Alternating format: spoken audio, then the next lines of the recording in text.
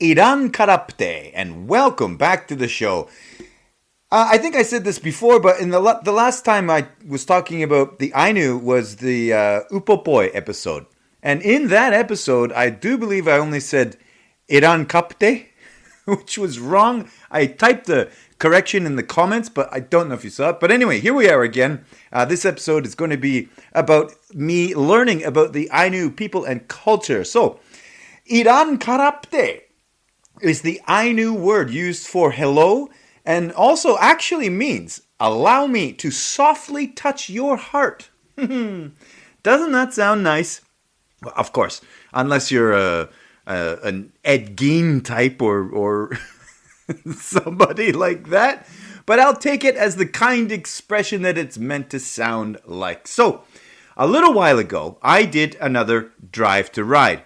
But this time, my purpose was to learn a lot more about the Ainu people, culture, and history.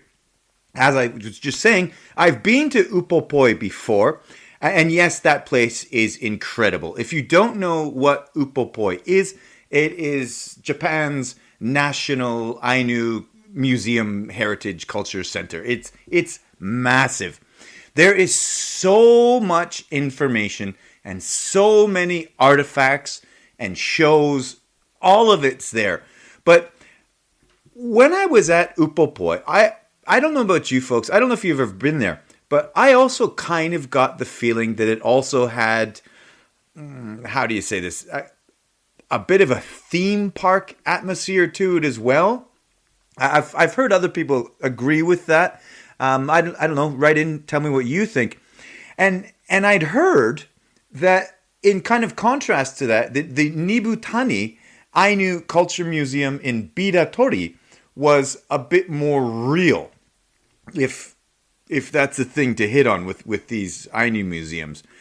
I think it's supposed to be a bit more of the real deal because Biratori is home to many people, many actual living people with Ainu roots. And those people are actually actively trying to preserve and pass on their culture. And the kind of center of that is the Ainu Culture Museum in Nibutani in Biratori.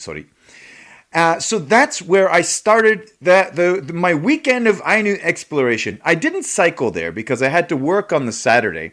So I packed my bike and all the stuff I needed for the weekend and drove straight there after work. And after arriving at the museum, I very quickly started learning. I can just hear so many of you turning off this episode of the podcast right now. Learning? No! I can hear it now. Okay. The Ainu Culture Museum in Nibutani. I thought the main building of the museum was great. It had all the artifacts. It has the largest dugout canoe in Japan inside. There were many articles of clothing. I saw boots made out of fish skin and scales. I thought that was very unique. There was all kinds of course, all the traditional Ainu clothing that has that, that very, very distinct Ainu patterns displayed on the clothing. That's all there. There were displays of their tools and hunting weapons. The grounds outside had a replica kotan. Kotan is the Ainu word for village. But again, I'd been to Upopoi before. So that part of the Nibutani Museum didn't really feel like anything new to me. I think we've all seen Ainu clothing even in Sapporo Station on display before. We've all seen their houses or chise as they're called. We've seen, the kind of hearth in the center of their chise. So anytime you get to see it, it's great, but it wasn't really anything new for me, right? But what was new was learning about Shigeru Kayano. Now, okay, well, first of all, when you buy a ticket for the museum, the main museum, it's 400 yen. But there's an option for a second museum's ticket, which was an additional 300 yen. So I thought, hey, what the hell? I'm here. Let's live a little. So I also got a ticket for the Shigeru Kayano Nibutani Ainu Museum. And it's in a different building. It's across the street from the main museum. But this building was actually the original site of the museum, which opened in 1972. But as the collection grew too big, a lot of it was moved to the now Nibutani Ainu Culture Museum, which opened in 1992. Okay, right, but let me get back to learning about Shigeru Kayano. And learning his information was excellent. That's the kind of stuff I wanted to learn when I was in the area. And, well, actually, to be honest, I'm kind of embarrassed I didn't know really anything about him before this trip. So let me tell you a little bit about what I learned of this really great man. He was born in Biratori in 1926. I read that he was mostly raised by his grandmother, who could only speak Ainu. But even way back then, somebody that could only speak Ainu was a very rare person. So right away, something special was going on there. So he grew up with Ainu as his mother tongue.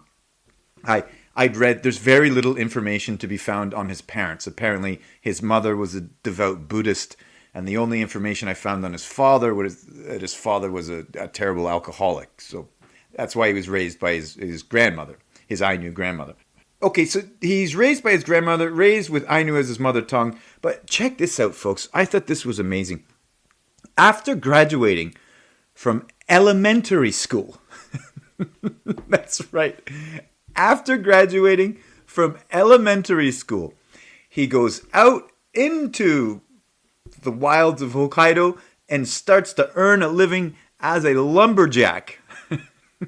My Lord, people were way, way tougher in the old days, eh? That is insane. So, what, that puts him at like 12 years old when he decides to take on the the wilderness as a lumberjack. What? Oh man, people were just built differently. I mean, separating kids from their video games these days is a chore. 12 years old, this guy graduates from elementary school. That's it. I'm off into the woods to be a lumberjack, Granny. Bye. Take care now. Wow. Just unreal.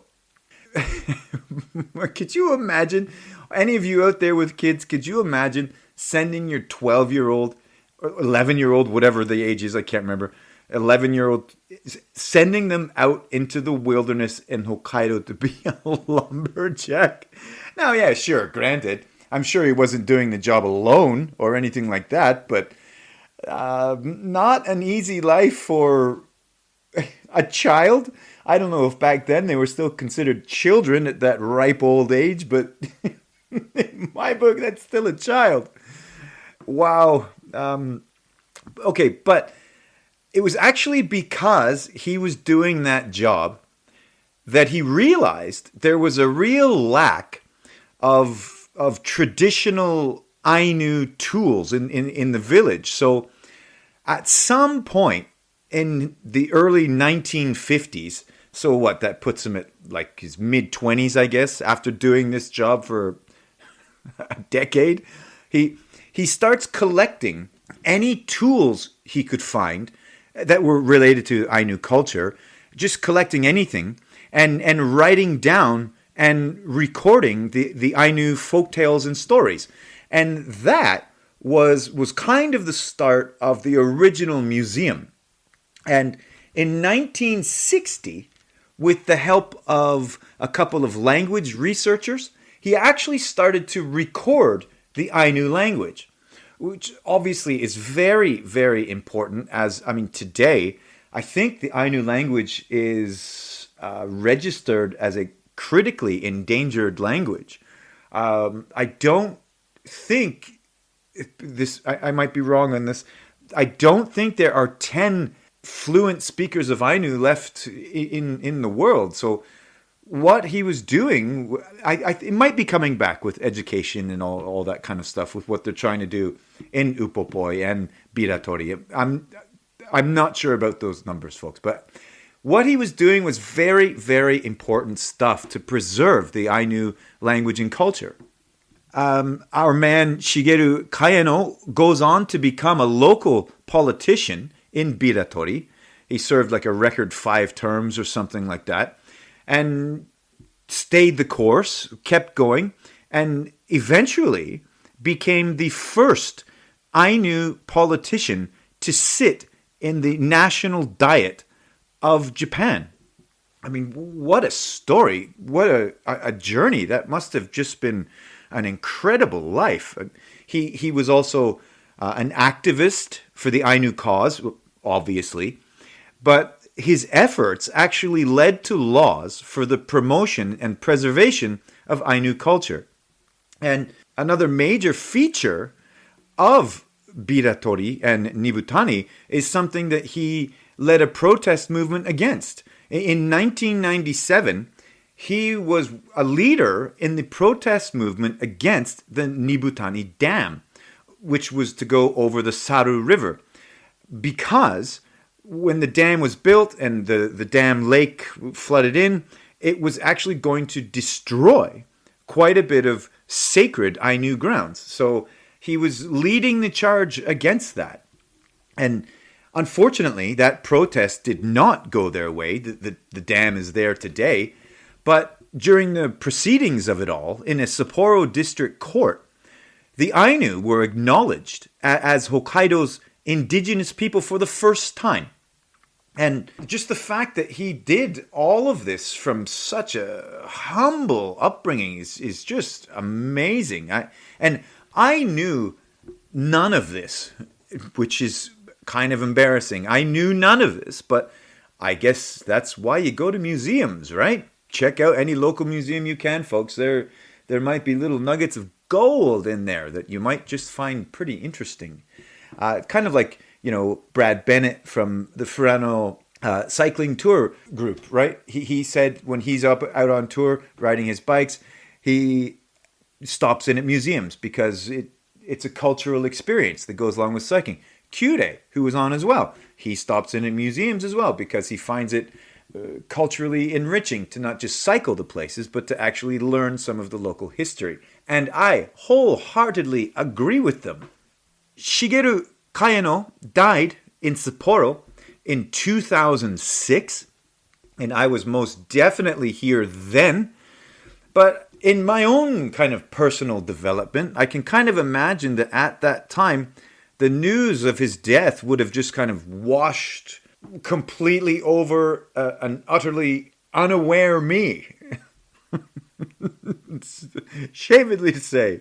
Oh, but, at that time, I wasn't out exploring Hokkaido. I had a very young child and a new baby at that time. So, kind of not my fault, but not fault's the wrong word to use. I just wasn't into this kind of exploration like I am now, right? And that's we all develop, we all grow, we all get into different things, right? So at the time, I was completely unaware of any. I'd of course heard of the Ainu when I came to Hokkaido, but I didn't know anything.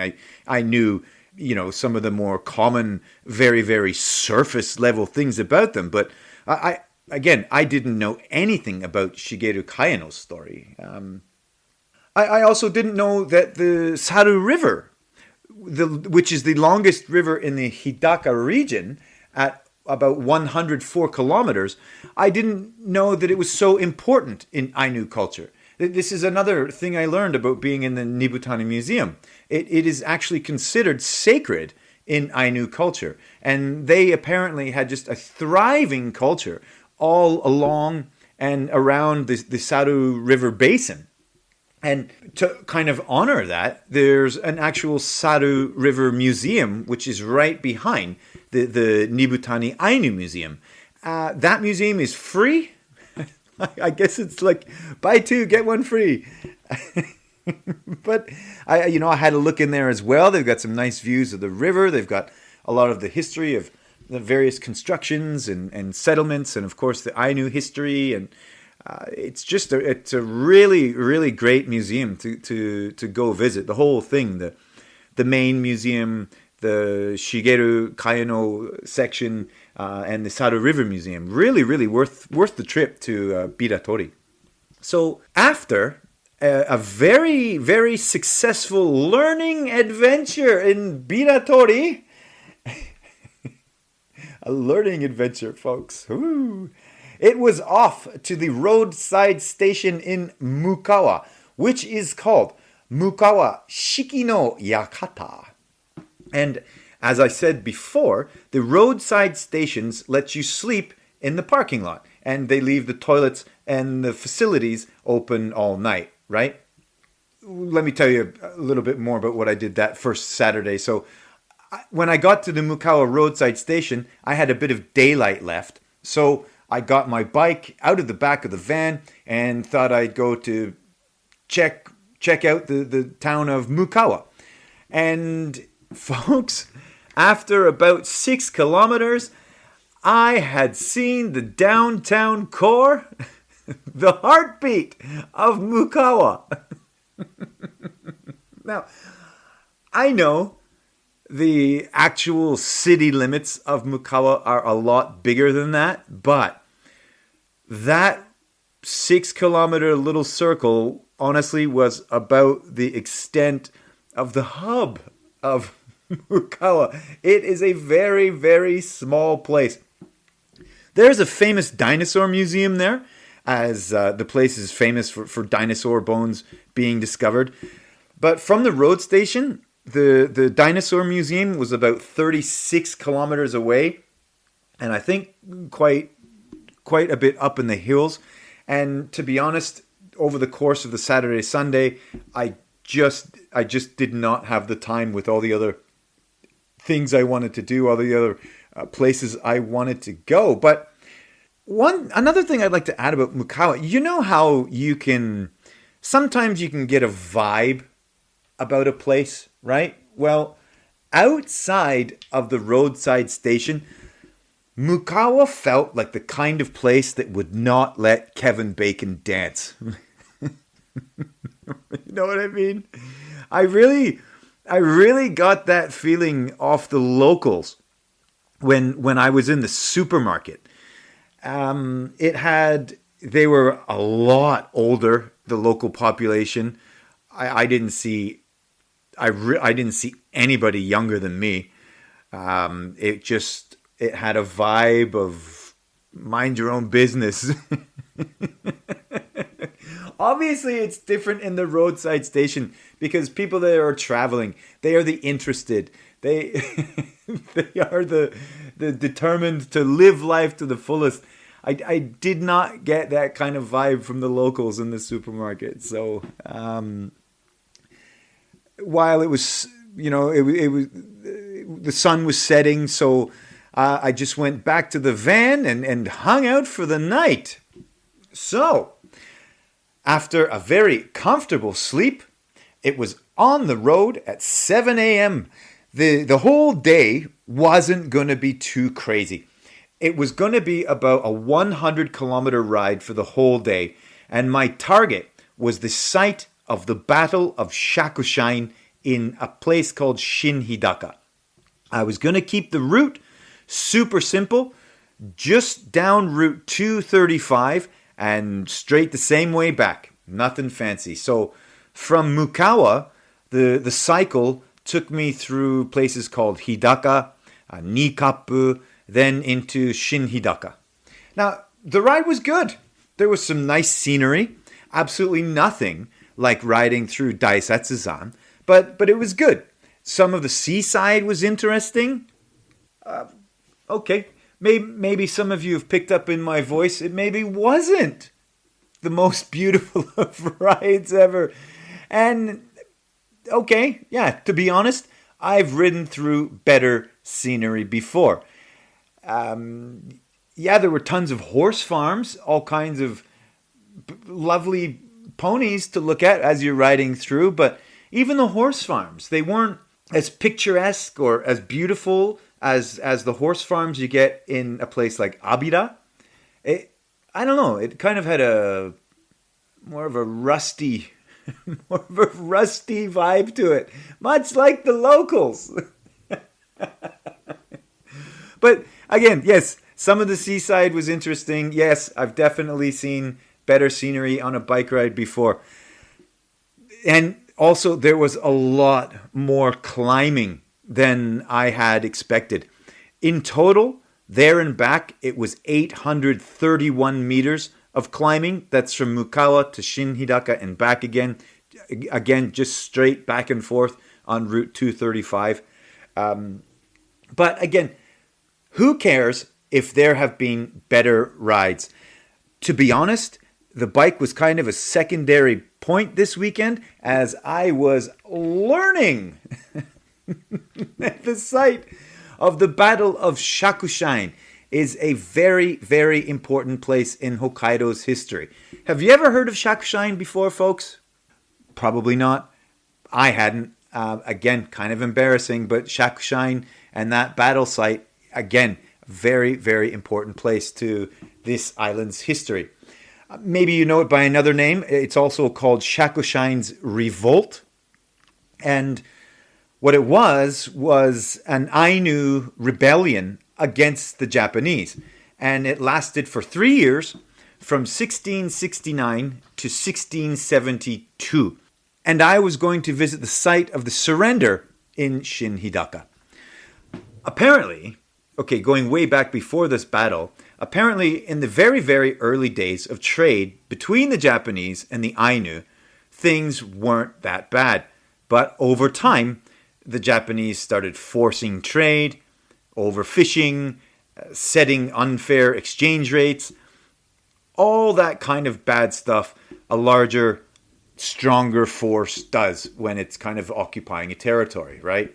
And apparently the Ainu were getting more and more unhappy with things, like the kind of near slave labor and all of it. But also another thing at the time is that Ainu tribes also fought with each other.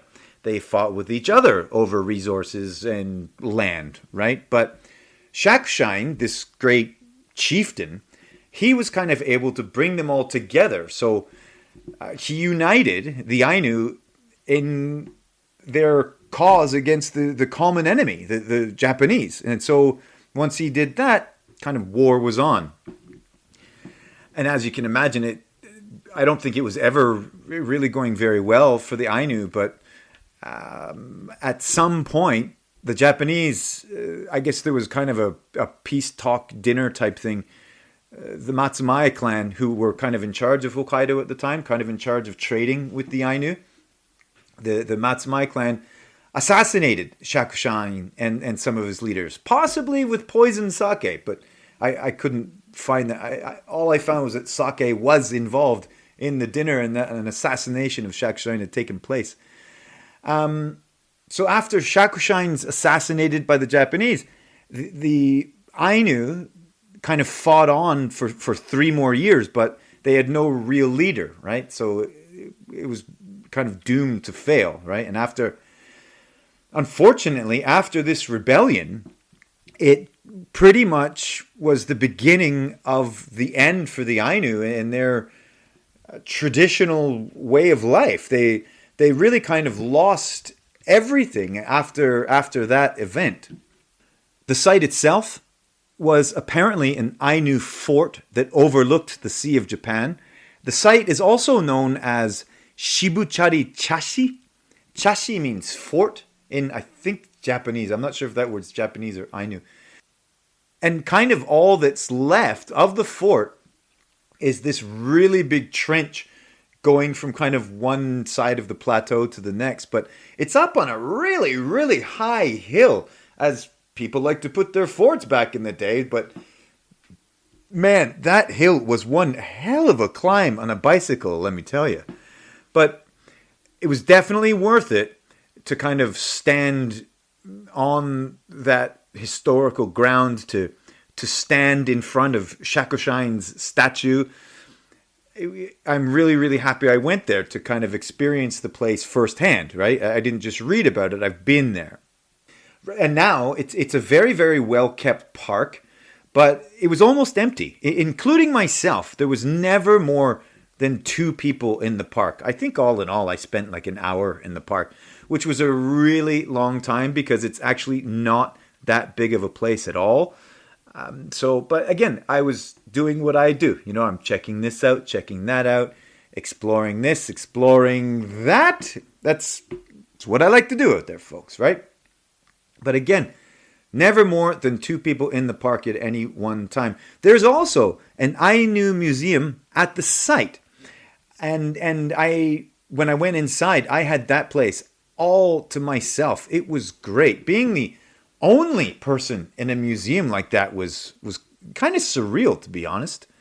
But in that building, having 50 some odd kilometers behind me, my education continued. That place is actually called the Shinhidaka Ainu Cultural Exchange Center and was established just in May of 2025, just May of this year. The place even smelled new inside. Obviously, there was a lot of great information in there as well. Like, I didn't, kind of things like, again, that I naively just did not realize. I didn't realize that the Meiji government had a policy of assimilation of the Ainu into the Japanese way of life. And at one point through history, because of this assimilation policy, the Ainu language was prohibited from being spoken, even by those native speakers. Assimilation policy. I mean, how unfortunately often does that happen to indigenous populations? Okay, well, a little more about the language I found interesting is that today the word Ainu means human or people. But from what I got out of that museum was that in history, the Ain sound was actually an honorific title used in men's names, like Shakushain. And it was given to great men to signify their kind of outstanding moral character as a human. And kind of over time, Ain kind of has become the word Ainu that we know and use today. That Ainu, it does mean human, but that's the name for the indigenous people of Hokkaido, right? I didn't realize that. And sorry, if I could just backtrack one little bit. I know I said that museum was established this year in 2025, May 2025, but there was an older museum and there was an older statue of Shakushain. The place has kind of been given a makeover, but it is a new building, right? Okay, back to my education. I also did not realize that the Ainu beliefs in their kind of cosmology, in their belief system, there were 3 domains. There was the upper world, where the Kamui, the gods, lived, and there was a Kamui for everything. I mean, for food, for plants, for wildlife, for inanimate objects, for weather phenomena. There is a Kamui for everything. Second domain is the human world. That's where we live. And this world and everything in it was created by the Kamui. So the Ainu people revere just absolutely everything. And the third domain is the afterlife. And human souls, well, first they buried their dead, and then the souls are guided to the afterlife by Kamui. And in the afterlife, the Ainu people believed that people just kind of keep on going as per usual. Which I found kind of disappointing. I thought if we struggle here in this life, we're supposed to be able to take it easy in the next. No, you just keep on keeping on. But I also didn't realize that the Ainu also kind of believed in reincarnation, that eventually people are reborn into the human world. Very cool stuff. Now, I knew that they heavily believed in gods for everything, but again, I had no idea if they believed in reincarnation. It's amazing how cultures across the globe kind of have intersecting beliefs, right? It's fascinating, right? But the museum also had some really cool information about how they used plants. Now, kind of obviously, they used natural medicines and remedies they found in nature, right? But many, many ancient cultures, native, indigenous populations have done that throughout the beginning of time. What I found interesting is that this particular list made me feel pretty dumb. When I saw that they used udo as a remedy for cuts and bruises, well, I felt kind of dumb because we just deep fry it in our house here. Back in the spring, I think I talked about udo. Udo is one of the mountain vegetables, or sansai in Japanese, that people pick and eat here.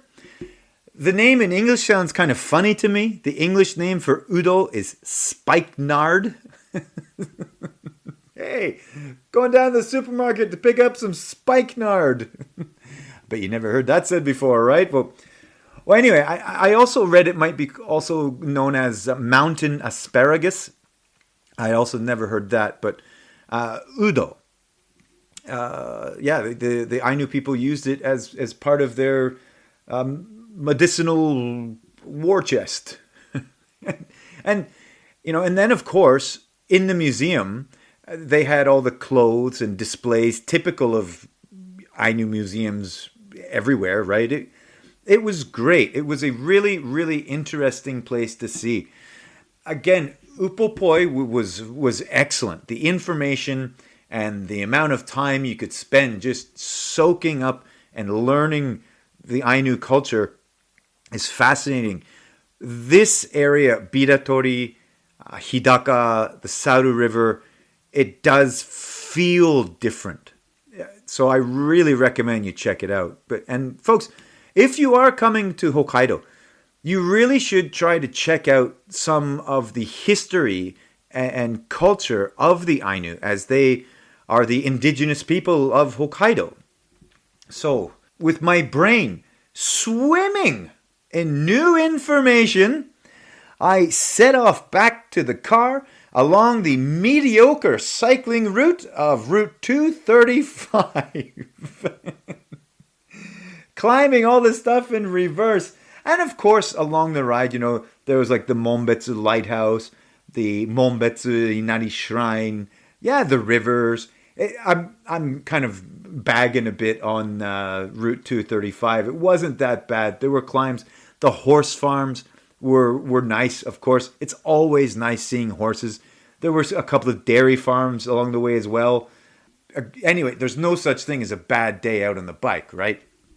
Well, anyway, Route 235 really wasn't that bad, but the whole weekend was just fantastic. I'm super happy I went out with the intention of not just cycling, but it was a bit more of a goal-oriented riding weekend, and that was the quest for knowledge. Okay, I'm just rambling on. Another great weekend checking out new locales on this beautiful island. Okay, as always, I hope you have found value and enjoyed this episode. Have fun out there, folks. Love ya. Cycling Hokkaido!